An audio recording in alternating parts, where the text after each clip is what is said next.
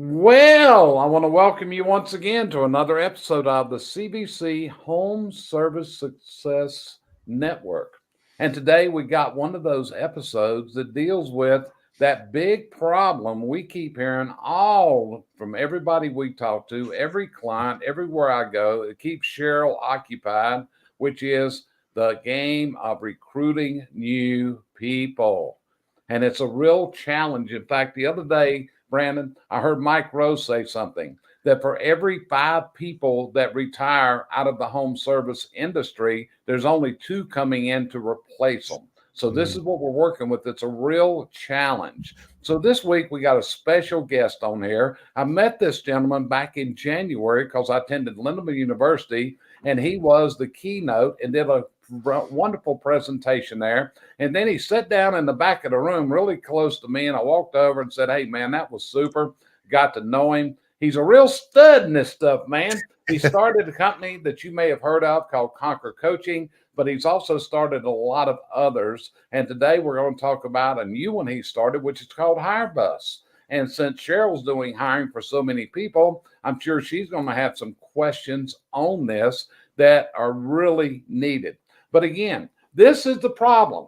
Everybody we talk to, this is the big need. And Cheryl can tell you, not only is it recruiting, we're seeing people coming to work. Like just this week, we had a client that, believe it or not, hired a new CSR, and she wanted a $3 an hour raise in the first 2 days of coming work there. Okay. And we're seeing people coming to work. They work one day and then they're quitting after one day. They got a better job. It is the most unstable thing I've ever seen in the world, but that's the situation that we're going through right now. So we brought Brandon in today. I thought it would be good to hear from his side because, like I said, he's formed and started CONQUER Coaching that some of you may work with. In fact, I've got friends that are working with CONQUER. And as CONQUER coaches, it's a very interesting concept they've got there, which is a whole team of coaches that they're going out and marketing their services. So, Brandon, first of all, I want to welcome you. You're a busy guy. I really appreciate you taking your time. So, kind of Mm. give me an overview. What do you see out there in the world of recruiting right now? What's happening and what's the solution? Well, I think you hit the nail on the head, Jerry. First of all, thank you for having me. It was so awesome to meet you and Cheryl out at Lindemann University in Puerto Rico.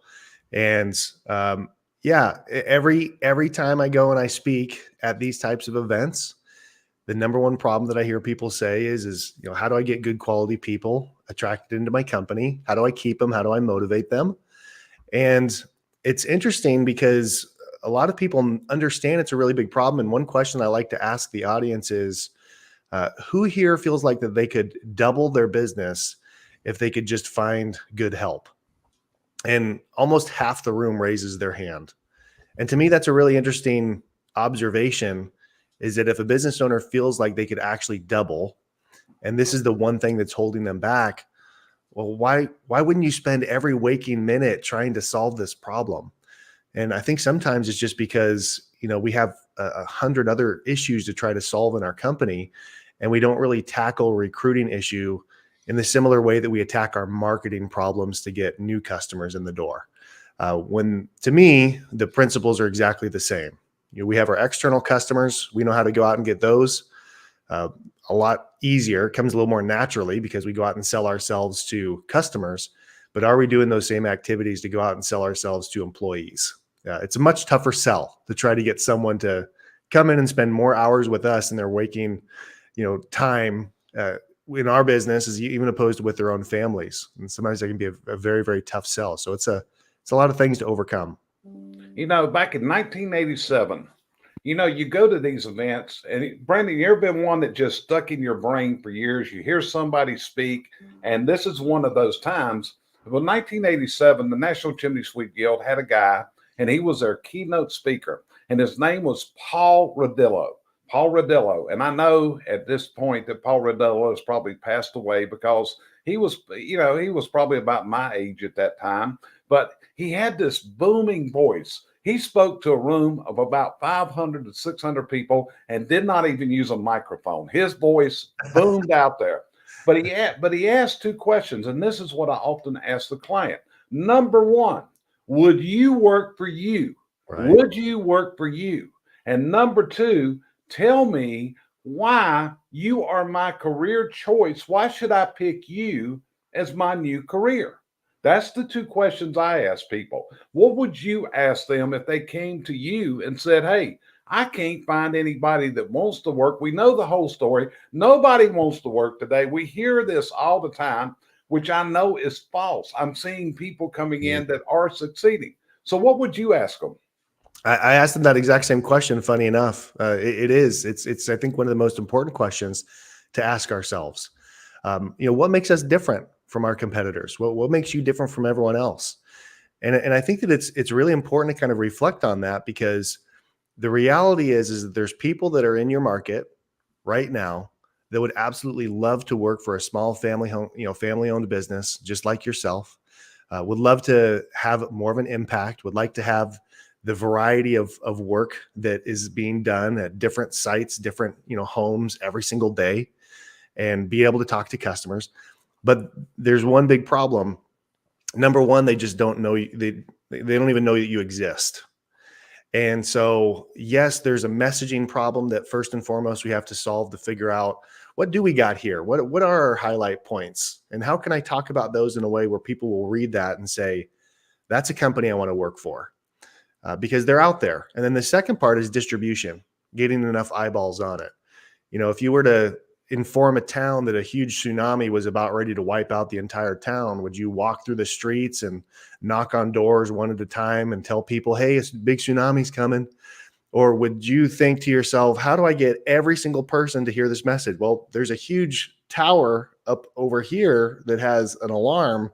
Let's ring that. Let's be loud. Let's be as visible as we possibly can to get the message out. So I think when those two things kind of come hand in hand, that's where we see a lot of our clients crushing the recruiting game, where they have hundreds of people on their waiting list, waiting to join into the business. And so I think it's just a mindset shift that owners need to kind of make, to think of those two components when they go out there to the marketplace to try to get good employees.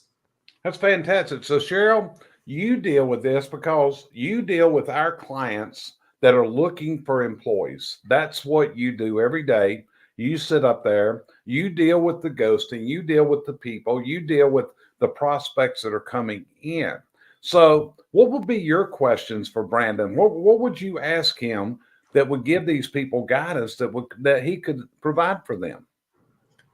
The thing is nowadays people I don't think they hear. I think it needs to be some sort of, a lot of stuff needs to be, is the word catchier, the word that I'm looking for, because I don't think, and I actually don't think a lot of the people that are applying actually read the ads. They just see the dollar mark and, oh yeah, I can work within that. And they answer 5 questions that are basically non-generic. They're just generic questions before I get them. And so I'm looking for suggestions. What else can I do once I get my hands on them? Once you get them actually applying. Once I've got a hold of them, yes. Yeah. So there's a couple ways that we like to approach this. Number one is you need to remember that it's a marketing game to solve, and the number of applicants that a business owner is going to get is going to be, let's call it, top of funnel. So they're going into Indeed, and it's really interesting. If you ever get a chance, go into Indeed and apply to a few jobs and see what the interface looks like on the actual applying, the application side of it. It's very, very easy to apply to a large volume of jobs very quickly. And, just click through and select a whole bunch of ones. And this is what candidates are doing. They're throwing the whole bowl of spaghetti against the wall to kind of see what sticks. And to me, I don't view those as much as applicants at that point. I view them as opportunities. And so what we do is we have a big automated system that uses AI to nurture all the candidates. It sends them out text messages and emails and follows up with them and continually follows up with them to try to get the next step. Because we want to get them all the way through to a point where they've taken a HireBus assessment. And the assessment that we have, it's an adjectives checklist. It's been around for about 25 years. It's been used by millions of companies. And it's an assessment that scores a candidate on a scale of 1 to 10 of how good of a fit they're going to be for a position from a behavioral standpoint. So the nice part about that is you can kind of prioritize who you want to interview rather than wasting your time on interviews. And then the software will actually use AI to read their resume and actually give a resume score. And what we're working on right now is an automated interview questions based on their resume, their behavioral fits, and put all that stuff together, and then like generating the resume questions for a candidate. So there's lots of new tools and technology that's coming out to kind of make the hiring game a little bit easier for people. But the biggest one to me is having some kind of a system that's pulling them through the funnel, so you have as many people as possible that are excited about your job first and foremost. You kind of need to sell them on the job where they're really excited, they want to engage, they want to show up, and then you can put on your criticality hat and say, well, maybe maybe you're not the right fit here, but the weight of the leverage needs to kind of shift a little bit more. And I think sometimes, owners don't work hard enough to try to sell someone on a position. Have good career videos, have good testimonials and case studies of employees that love working for your company, and get a prospect excited to the point where they will show up to the interviews, they will want to apply, they will go through all the steps, and that's where I think a lot of business owners kind of drop off on that side. Aside from even before that is having good job ads that actually hook them and draw them in, and we have a lot of cool strategies we've used on that with a lot of success. Do you notice? Can I have one more, Jerry? Sure, go ahead. I was going to tell you. Go ahead, Cheryl. Do you notice that the people that follow through the process, okay, the ones that go from from first connection to get into it, I seem to have good success when I'm looking for operation managers, secretary, CSRs, someone in the office field. When it gets to the technician side, and basically that's what we deal with here more than anything else, is they won't follow through. They drop off in the first 2 or 3 steps. So how do you keep them connected? Yeah, we've noticed the exact same thing, Cheryl. And my previous business with All Clean, we'd hire a lot. I started to notice a shift. At one point, people used to wear like a badge of honor, working at the same company for 20, 30, 40 years. And people had more integrity. They chased things. They knew that it was worthwhile to go through all the effort of actually doing it. And now it's the instant gratification culture, and people get distracted extremely easily, and they need it now. And we used to have a lot of disqualification steps where, hey, you need to call this number, you need to listen to this voicemail, you need to leave a voicemail, and then we'll call back, you. And then we had so many people that would drop out of our funnel because there was too many steps to kind of weed people out. And we were actually realizing that we were weeding out really good potential candidates. But the problem is we put too much friction kind of in there. So now we've done everything we can to remove as much friction as we can. And text messaging has been one of the most effective ways to do that, because it has like a 96% open rate compared to email, which has, closer to a 30 or 40% open rate. So we text candidates automatically. We give them the links to the next step. We say, they're very customized and highly tailored because we use AI to have a conversation with them, and we nurture them along all the way through the process. And then we have logic that, hey, if they haven't done the application step, we're going to keep dripping on them until they do. And then once they do the application and they haven't done this HireBus assessment, we're going to keep dripping on them and talking to them until they do. And if they haven't, and if they pass logically, if they score like at least a 7 or above, we're going to move them into the next part of the process and prioritize those ones to actually schedule an interview. And here's the link. You can schedule right now. You can schedule a time that works best for you. Here's our calendar. And so all of that stuff kind of moves along to where it makes it much easier for the person who's actually doing the final end recruiting to not have to do all that busy work of just reminding everyone.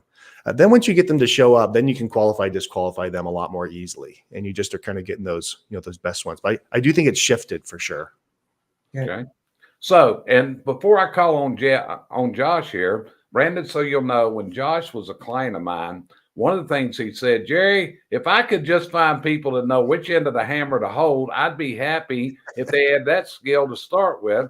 But that's part of the problem is we don't have people entering the workforce that have the basic skills. And that's what I tell my clients. You're going to have to understand. You're going to hire people that may not know how to read a tape measure. They're not going to know what these tools are, all these things. So, Josh, as a man who would be content if they knew which end of the hammer to hold, what would you ask Brandon today? Well, I was very curious about the assessment test because when I was doing it, hiring, I liked the Wonderlic test, and then I even created a tape measure test just to see, where are we going to be? Because, details matters, precision matters, that sort of thing. Yeah. So what are you kind of testing in you said, and I've never heard of this, an adjective test? Like the Wonderlic test, I would say was more of a common sense test about boiling water. Some of the what I think is common sense. I forget. I'd have to go back and look at it. It's been a long time, but it was very much a common sense test, is the way I would put it. Yeah. Good question. What I'll do is here. Let me see if I can pull this up, if that's okay. This is. Tell me, can you see this, Jerry? Are you able to share this? Hang on a minute. I'm adding it in. So this is what the test looks like. The assessment. It's a behavioral assessment. Like I said, it's been taken millions of times. There's unbelievable amounts of data of this type of a process. It only takes a few minutes, so it's not like a DISC or a Colby test that might take 15 minutes, 20 minutes. There's a lot of tests out there. This is short. It's quick. It's one single question. Pick words that describes how you behave most of the time. That's it. And there's enough questions on here, enough words to choose that it does take a few minutes. But on the resulting side, on the back end, this is actually what you get. So you get what's called a behavioral blueprint. So there's 21 different behavioral attributes: proactivity, dominance, order, exhibition, creativity, military leadership. But the most powerful part is this. This is the benchmark report. So this will actually show on a scale of 1 to 10 how well someone will fit in a position of outside sales, or as a lead technician, or as a CSR, or as an office manager, a production manager, operations manager. There's literally a benchmark for every single position inside of a company, prioritizing what behaviors are most important for that given role. So that's what the actual assessment is that we run our candidates through.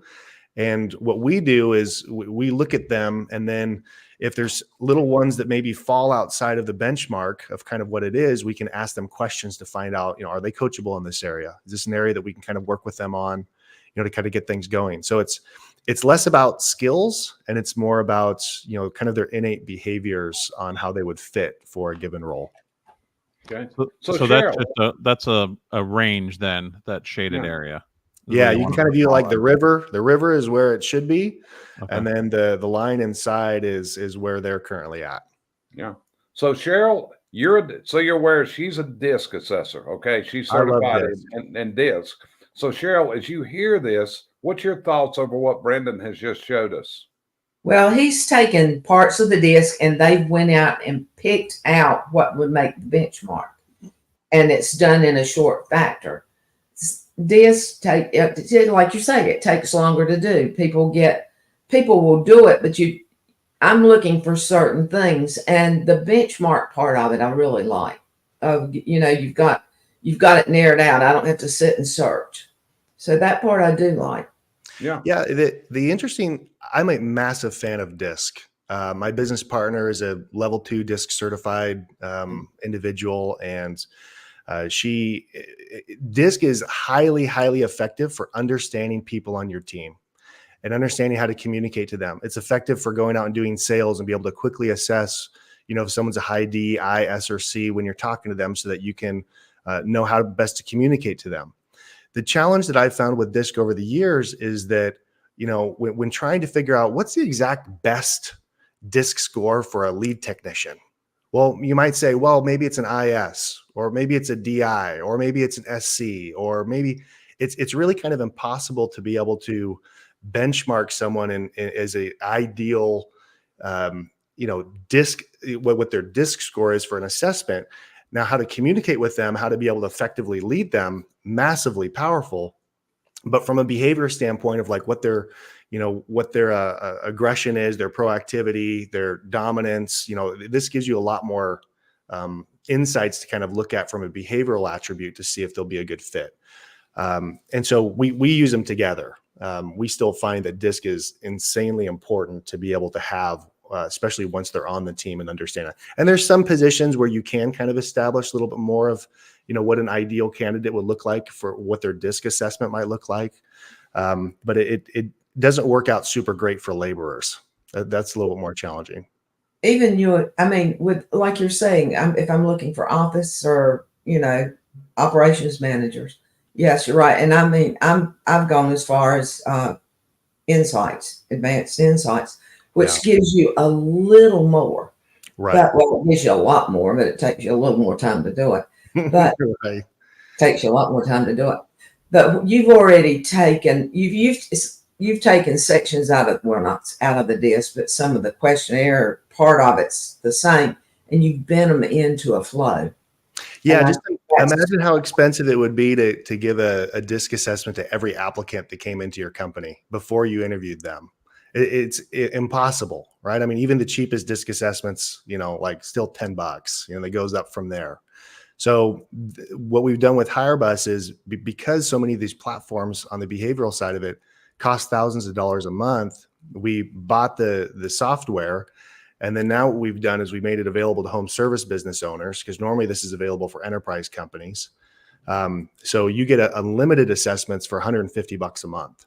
So you can run every single applicant through an assessment and get the insights on them. And then once you get someone on the team and you maybe have a short list of 1 or 2 people, you can also go out and get a DISC and pay for that, and then start bolting that on. So it's just it's a different step in the flow that we kind of felt like was needed and is really beneficial to be able to look at before you spend the time to interview someone even. So is your program set on a base amount per employee, per group of employees, or is it set on, how do you set your basis for cost? How do you charge? Okay, what you charge, Brandon? Tell her what you charge. Well, I know there's a basis. A lot. I need to know, Sure. I know it's got to be different for different companies. So right now what we have it's $149 a month for unlimited candidates. So there's no that only gives you up to 100. Now at some point down the road in the future, we will have a little bit more gating like that to be able to say, hey, this will be for X number of applicants. And we'll have different packages that are kind of built out. So that's one package. The other package that we have is an additional $150 a month. And that's our complete done for you hiring solution. We post all your job ads. We, put everything else kind of in place, and we just get them to the point where you give us a calendar link, and then you have the best qualified applicants show up on your calendar. Cheryl, you take it one step further and you actually interview and do those first round of interviews and everything there. And we don't do that. That's kind of where we come up and we stop. That's how we kind of have our packages set up. Cheryl, when we get off this call, I think you need to talk to them from the aspect of how I think this is something that might benefit our clients. Yeah.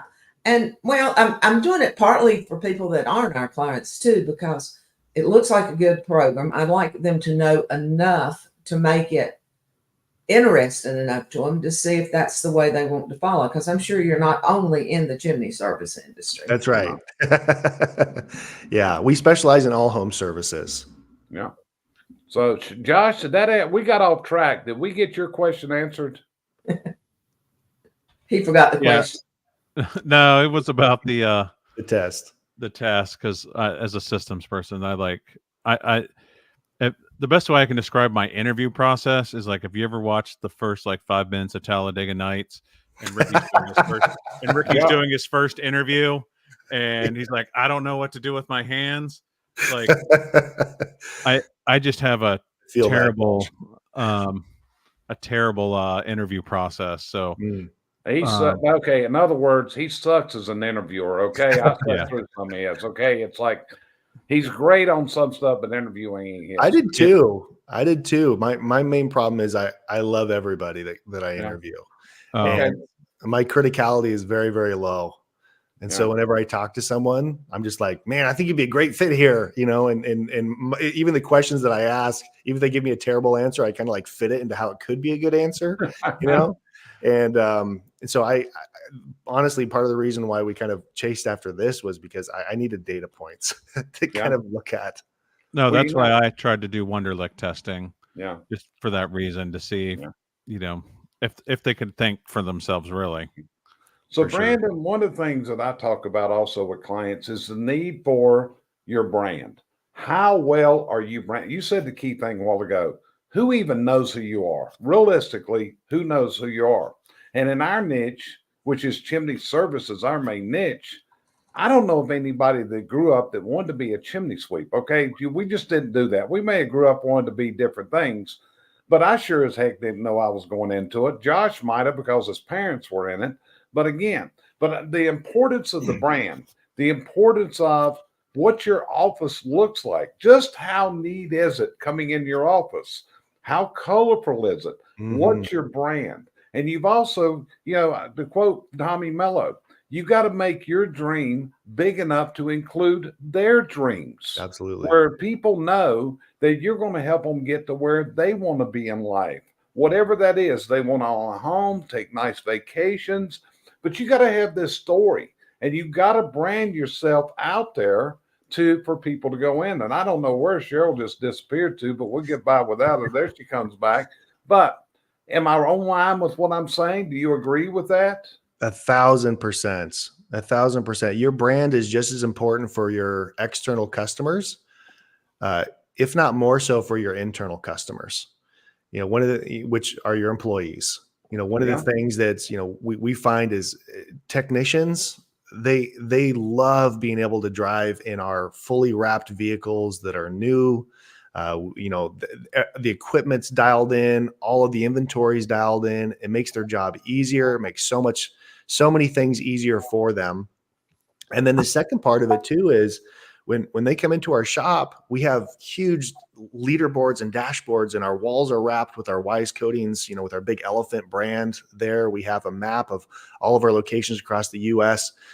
They realize it's a bigger opportunity than just showing up to a hole in the wall garage with a flickering dim light. And, and that's like, their building they work at. So that's a big part of it as well, is making sure that you're marketing to your customers, and how clean your shop is, how organized your office is. That's also marketing. When you do the interview and they come in, they're going to judge you whether they feel like this could be a career where they could really grow and expand, or this is a death sentence for them. And a lot of that culture kind of comes through. Yeah. So I agree with you 100% on the branding side as that impact. Right. It does, because the applicant, whether we like it or not, is interviewing us. I can well remember one of my early clients many years ago, and probably fourth or fifth client I ever got. And I was doing my own site analysis, which means I go there and I visit for 2 days, and I'm looking at their strengths, their weaknesses, opportunities, threats, doing all this stuff. That's and awesome. Finding out all about them. And I walked in the door, and it was a nasty room, 7-foot ceiling. I had to step over a stack of brick. One bathroom, went in there, and be honest with you, it's like, this ain't even a healthy place to walk into. People don't want to go to work at a company like that. They want to go to work for a company that they're proud to say, I work for this company. And you've got to really put forth everything to make that appearance. Am I on track with what I'm saying, Brandon? I couldn't agree with you more, Jerry. I think that's so. First of all, I think it's incredible you go out and do on-site visits, because you learn so much when you do that, don't you? When you're coaching someone over Zoom, and you just, for the life, you can't understand why they're like, I'm doing exactly what you're saying, I'm doing it, and then you go on site and you learn, oh, okay, hold on, this is the problem here. This is what that is, and that's one of those intangibles. Right. I'll give you an example. One of your coaches was my client, who was Jeremy Biswell. Okay. Oh, I love it. So Jeremy wanted me to coach him remotely, and I can't fathom what he's going through. But when I go on site, I see his office. I know how he's breathing. I know what he's doing. And now I can envision that. So part of my practice is I visit twice a year. I go spend another day there 2 different times and get on I love site that. because I can do much more and understand more than I can in a Zoom call or in a phone call is in the face-to-face time that we spend together. So yeah, Yeah. it's dead on the money, but that's how my system works. And I will not take anyone on as a client without, that's the first thing, that 2 day on-site analysis. In fact, I just did one this week, visited for 2 days and learned everything about that company. And I understand what his challenges are. I see what the problems are. I see Mhm. why we can't build this. I'm seeing the appearance, everything else. So Yeah. building that, I feel that's critical. You've got to have a brand that people want to be a part of, and you got to have a dream big enough for them. So Cheryl, did you have another question for Brandon? Because we're going to be ending up here in just a little bit. First of all, I want to apologize. I will tell you, having 2 cams within arm's reach is a good thing. When one dies, there's always another. Hey, you recovered quickly. I barely noticed. I probably look better in the dark scene. But no, the thing is, I think it's going to be, I like the idea of the program. I like the concept of having someone else help me narrow in some of these people because, yes, it's staggering some days to open up to 1,000 resumes. Mm-hmm. But any pointers that you can give? I mean, I can sit here all day and talk about it, but everybody that's listening's probably already heard me. Any pointers that you can give us? Yeah, I actually have 2 things I'd love to kind of share with you, if that's okay. Please.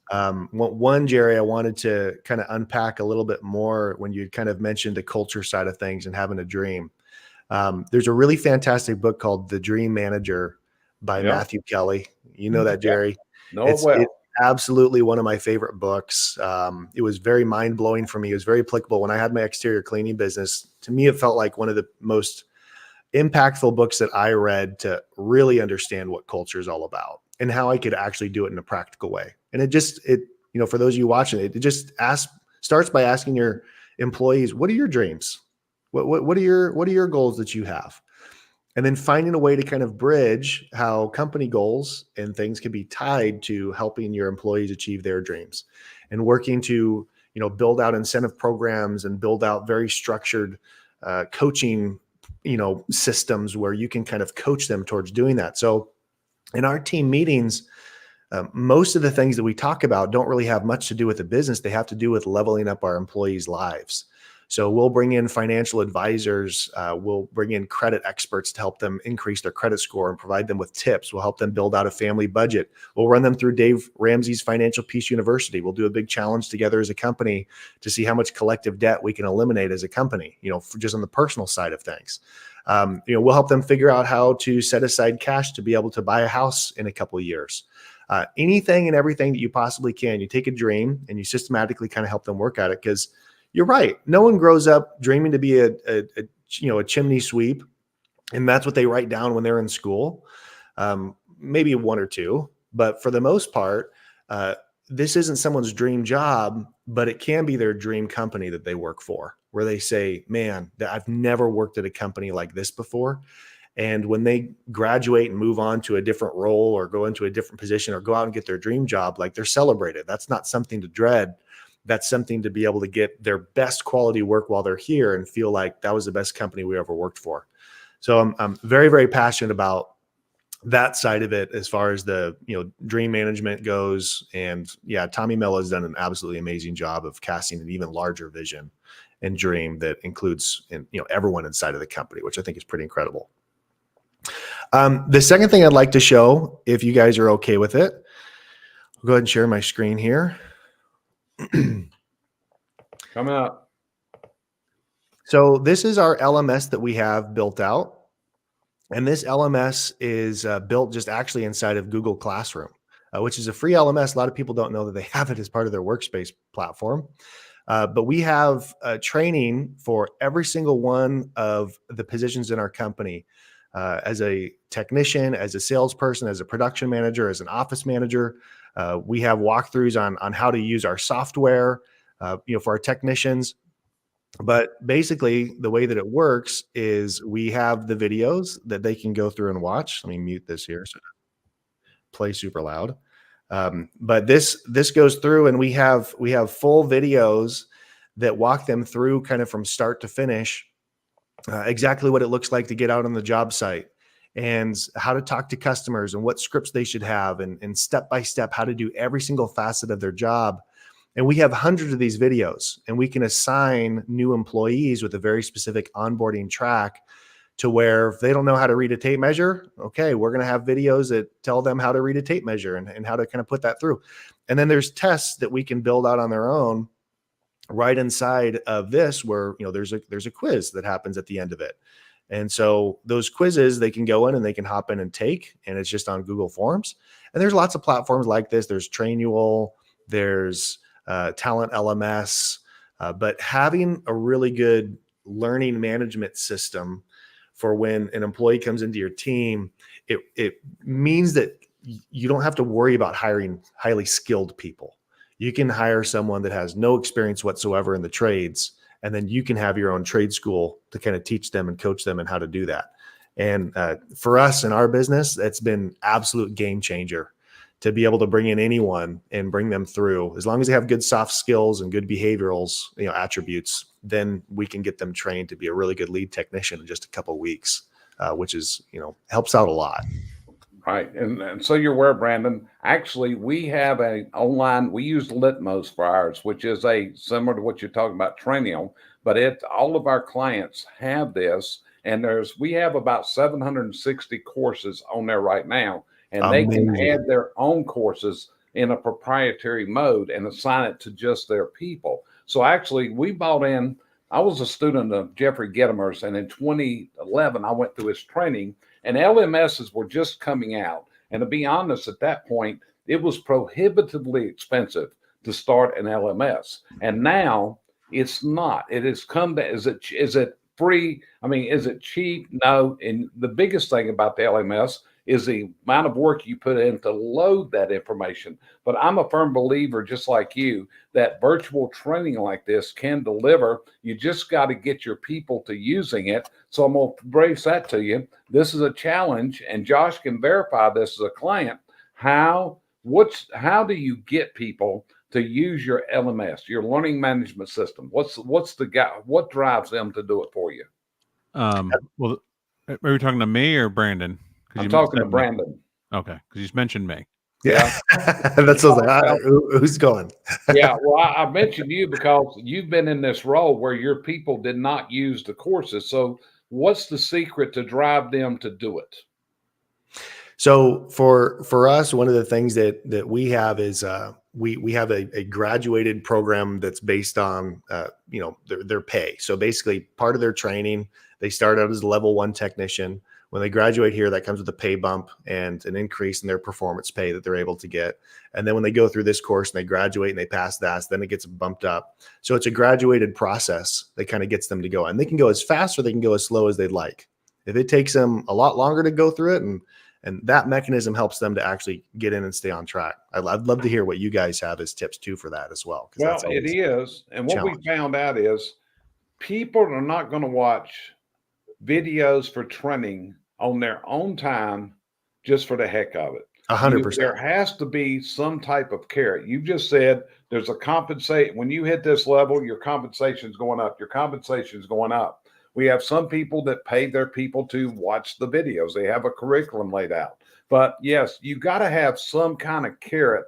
They're not going to sit down tonight and watch videos instead of watching their movies or whatever. There has to be a time. We also see people that set time during their working hours to do courses. Last week, for an example, I did a 3-day live virtual training from my studio here, and it was beamed out to my whole client base. That's one of the things we provide is that as part of their benefit of being a client.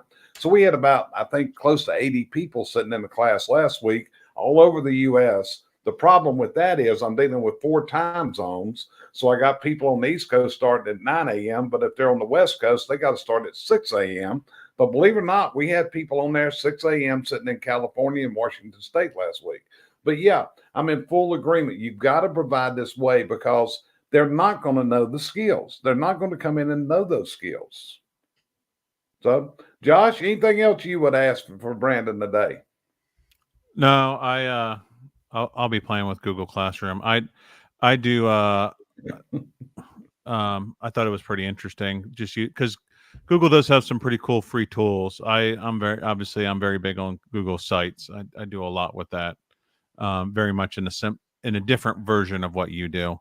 So, actually, I did have a question. Let me just see. Yeah, he is a Google geek, so you're aware, Brandon. He everything is Google with him. Huh? Can't hear you. Oh, I realized I was muted there. I said, "Let's go, Josh." Same here. I'm also we use Google for everything. Yeah. Oh, you should see what I do with Google Sites. It's pretty amazing. I'm gonna toot my own horn. But one thing I was gonna add, we had talked about building your pipeline. Do you use anything other than Indeed or social media? And then I had one more question after that about your videos. Sure. So we do. Facebook ads actually, interestingly enough, end up getting us some good quality candidates through there. It's interruption. There's Indeed, you get from either the group of unemployed or the people that are discontented or actively looking for jobs. But then you have this other subset of people that are they're comfortable. They're not at such a pain point. They're pretty loyal. And these are the ones that aren't actively going on Indeed. But if you could pop up an opportunity that really catches their eye in an intriguing way, then they would apply. And they're not applying to 10 other jobs like they are on Indeed. They're only just applying to you because you popped up in front of them. So Facebook ads can be a good way. And then we also email all of our customers. So we will send out email blasts to our customers and let them know, like, hey, these are the people that we're looking for. Do you have any referrals of anyone that you think might fit in our culture? Funny enough, those types of emails oftentimes will get us jobs because they're reminded of why they love our company so much, and we'll actually get jobs pulled through with that email blast. Those are some other channels. Handshake is another one that we're experimenting and playing around with. These are for ones that are graduating college and are looking for an opportunity, and there's some messaging that we're playing around with to talk about how the career and the trades and how that can be valuable, and how maybe they could potentially use their degree to be able to, scale up in that side. So we're looking at that even on the franchisee recruiting side as well, which is kind of a whole nother thing. So that's the first time I've ever heard of Handshake. Yeah.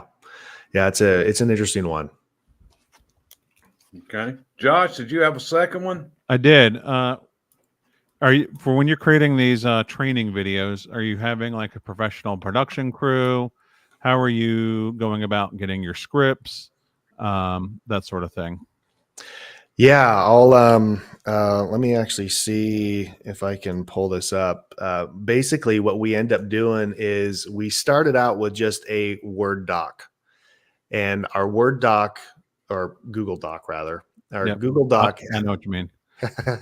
It has our high level outlines of what we want to cover in our LMS. And we talk about, just from, big bullet points. Okay. We want to talk about the initial job walkthrough. We want to talk about mixing, pre-mixing, et cetera. And then we'd expand sub bullet points underneath of there on how we need to, like what video would need to be made up of each one of those. And then we'd send sub bullet points underneath of those as to what things we need to cover inside of that video. Yeah. So that's how we started with our big outline. We moved it over into a Google Sheet with a lot more of a granular detail, Kanban board style, where we have like the different statuses of, did we finish the script? Did we actually get it recorded? Did we have it edited? Is it finally published? Did we upload it to our LMS? Started, not started, et cetera. And then from that point, what we did is we hired a videographer that was local. We paid him $1,600 a day with all of his equipment. He was a single shooter that came out and recorded all of our stuff, recorded our process. And then we actually have a full-time video editor that lives in the Philippines that edits all of our content and videos. So they spent months taking all of the A-roll and B-roll footage that we got from our videographer, color graded it, put, motion graphics on there, the text and everything. And then we did that for every position inside of the company. And then for like our admin training, we use Loom as a tool to be able to do screen recording. So, we're screen recording how we're entering a customer into our CRM. We'll talk about exactly what our company process is, because sometimes those CRMs, they can have, their training videos that are good, but you might do it a little bit different of a way. And there's a couple nuances that you want to make sure that your technicians follow, your salespeople follow, your admin people follow. Yeah. So recording those in a format I can use be really Scribe good too. for some of Yeah. that. Yeah. It's a funny thing. I was actually looking at a program last week on a call I was on about where Elon Musk is developing this text to video, where you type into a document what you want this video, and the AI then puts the video together for you. It was astounding what I saw here. I forget what the name of that was. It was Soros or something like that. Sora, SORA. Yeah, and it was pretty damn amazing. So, Josh, you have more there? You were still talking. I would just follow up on the videos. Like, people should know, obviously Brandon's established.